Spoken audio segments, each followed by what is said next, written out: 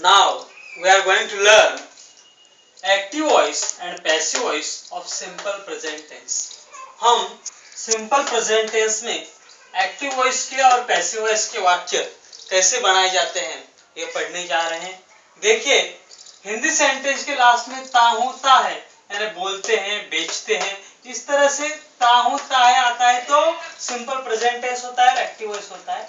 और उसी सेंटेंस में अगर हिंदी सेंटेंस के लास्ट में किया जाता है यानी बोली जाती है, बेचा जाता है, रहा जाता है, इस तरह से जाता है ये शब्द आते हैं तो सिंपल प्रेजेंट टेंस का पैसिव वॉइस होता है। एक्टिव वॉइस में हम वर्ब का फर्स्ट फॉर्म यूज करते हैं और पैसिव वॉइस में कभी भी मेन वर्ब का थर्ड फॉर्म ही प्रेजेंट पास्ट पार्टिसिपल यूज किया जाता है और टू बी के फॉर्म्स यूज किए जाते हैं। पैसिव सिंपल प्रेजेंट टेंस की पैसिव वॉइस में आई एम इज आर और वर्ब का थर्ड फॉर्म यूज किया जाता है।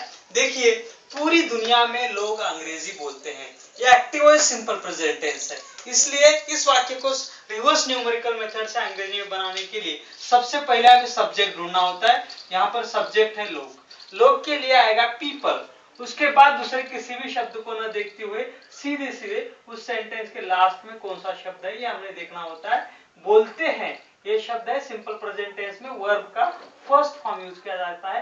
पीपल स्पीक, उसके अगली ओर दो के ऊपर है अंग्रेजी, अंग्रेजी के लिए इंग्लिश। देखिए पीपल स्पीक इंग्लिश, पूरी दुनिया में ऑल ओवर द वर्ल्ड। देखिए सब्जेक्ट पीपल, एक के ऊपर बोलते हैं के लिए स्पीक, अंग्रेजी के लिए इंग्लिश और तीन के ऊपर पूरी दुनिया के लिए ऑल ओवर द वर्ल्ड। देखिए people speak English all over the world. अब इसी सेंटेंस का पैसिव वॉइस है पूरी दुनिया में अंग्रेजी बोली जाती है। यहाँ बोलने वाले जो लोग हैं ऑफ सब्जेक्ट वो नहीं होते, इसलिए ऑब्जेक्ट ही पैसिव वॉइस में सब्जेक्ट होता है। यहाँ पर सब्जेक्ट है इंग्लिश, इस सेंटेंस के लास्ट में जाती है, इस जाती है के लिए टू बी का first form I am is are में से एक आएगा इंग्लिश, एक वचन होने की वजह से जाती है के लिए इज, इंग्लिश इज, उसके आईडी और दो के ऊपर है बोली। और पैसिव वॉइस में कभी भी थर्ड फॉर्म यूज किया जाता है, बोलने का third form past present past participle है स्पोकन। देखिए इंग्लिश इज स्पोकन, उसके आईडी और तीन के ऊपर है पूरी दुनिया में, पूरी दुनिया में के लिए ऑल ओवर द वर्ल्ड। देखिए English is spoken all over the world. देखिए एक्टिव वॉइस और passive voice, people speak English all over the world and English is spoken all over the world. हम यहाँ पर सब्जियां बेचते हैं, ये एक्टिव वॉइस सेंटेंस है इसलिए वर्ब का फर्स्ट फॉर्म यूज किया जाता है। हम के लिए वी, इस सेंटेंस के लास्ट में बेचते हैं के लिए सेल, वी सेल सब्जियां, उसके अगली वो है सब्जियां, सब्जियां के लिए वेजिटेबल्स और यहाँ पर के लिए आएगा हियर। देखिए सब्जेक्ट वी, एक के ऊपर बेचते हैं के लिए सेल, दो के ऊपर सब्जियां के लिए वेजिटेबल्स, तीन के ऊपर यहाँ पर के लिए हियर। देखिए वी सेल वेजिटेबल्स हियर। अगला इसका इस सेंटेंस का पैसिव वॉइस है सब्जियां यहाँ पर बेची जाती है। यहाँ पर ऑब्जेक्ट यानी सब्जेक्ट है सब्जियां वेजिटेबल्स, इस सेंटेंस के लास्ट में एक के ऊपर जाती हूँ के लिए आई एम इज आर में से वेजिटेबल्स आर और बेचने का थर्ड फॉर्म है सोल्ड। देखिए वेजिटेबल्स आर सोल्ड, यहाँ पर के लिए आएगा हियर। देखिए वेजिटेबल्स आर सोल्ड हियर। फिर से देखिए we sell vegetables here, vegetables are sold here। इस तरह से हमने सिंपल प्रेजेंट टेंस में एक्टिव वॉइस और पैसिव वॉइस में कैसे सब्जेक्ट कैसे सेंटेंस बनाए जा सकते हैं ये यहाँ पर पढ़ लिया है। और इस जो रिवर्स न्यूमेरिकल मेथड है 1 2 3 4, इस रिवर्स न्यूमेरिकल मेथड को भी हमने एक्टिव वॉइस और पैसिव वॉइस में इंप्लीमेंट किया है। इस रिवर्स न्यूमेरिकल मेथड पर मैंने कुछ ये speech challenge to speak English यह किताब लिखी है। इसके पहले 5-6 पन्नों पर ये जो वाक्यों के नीचे ये जो नंबर्स दिए हैं 1 2 3 4, इन नंबर्स किसी भी सेंटेंस को कैसे दिया जा सकता है इसके कुछ रूल्स 8 या 10 रूल्स यहाँ पर दिए गए हैं। उसके बाद अंग्रेजी में सबसे इंपॉर्टेंट होता है टेंस, हिंदी सेंटेंस के लास्ट में कौन से शब्द आते हैं तो कौन सा काल यूज करना चाहिए, वर्ब का कौन सा फॉर्म यूज करना चाहिए यहाँ पर क्लियरली दिया गया है। उसके बाद कैन कुड शुड वुड, उसके बाद हर टेंस पर इस तरीके से 15-20 सेंटेंसेस है। इस तरह से हिंदी में भी वो नंबर और अंकों के साथ है, उसके नीचे अंग्रेजी में भी नंबर और अंकों के साथ है। उसके बाद can could should would may might must आज्ञार्थी वाक्य प्रश्नार्थी वाक्य, फिर पैसिव वॉइस, हर टेंस पर पैसिव वॉइस से वाक्य कैसे बनाए जा सकते यह भी यहाँ पर दिया गया है।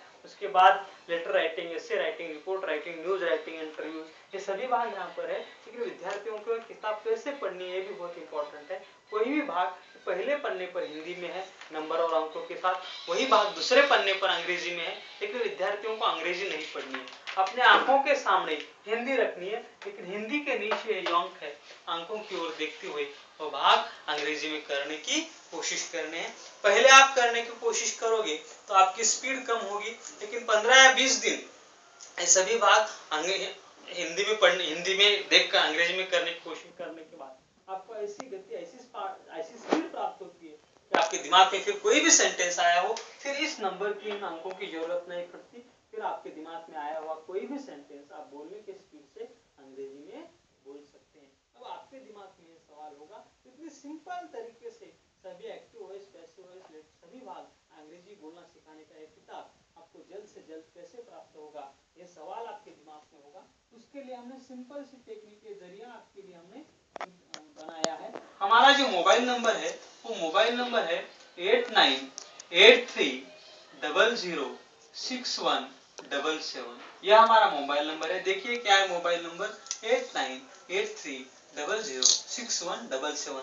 इस मोबाइल नंबर पर हम तुम्हारा नाम और आपका कंप्लीट एड्रेस, जिस एड्रेस में आपका स्टेट, जो राजस्थान हो, उत्तर प्रदेश हो, जो भी स्टेट हो, उस स्टेट को भी इम्प्लीमेंट आपको मेंशन करना है। इस तरह का एक मैसेज, एक एसएमएस आपको इस नंबर पर 8983006177 इस नंबर पर आपको एक मैसेज भेजना है। आपका मैसेज हमें मिलने के बाद 8 या 10 दिनों के अंदर यह किताब और इस किताब के साथ एक डीवीडी, जिसमें हमारे इस तरह से पूरा गाइडेंस रहा हुआ, यूपीएससी, आईएएस, आईपीएस एग्जाम के लिए हमारा गाइडेंस रहा हुआ एक डीवीडी आपको आपके घर तक पोस्टमैन लाके देगा। आपको यह किताब और डीवीडी मिलने के बाद उस पोस्टमैन को इसकी कीमत 200 रुपए आपको देनी है। मैं अपेक्षा करता हूं कि जल्द से जल्द आप इस सुविधा का लाभ उठाएंगे और आपके भविष्य के लिए, आपके फ्यूचर के लिए, आपके मार्ग में जो अड़चन है, प्रॉब्लम है अंग्रेजी बोलने की, उस प्रॉब्लम को आप सॉल्व करोगे।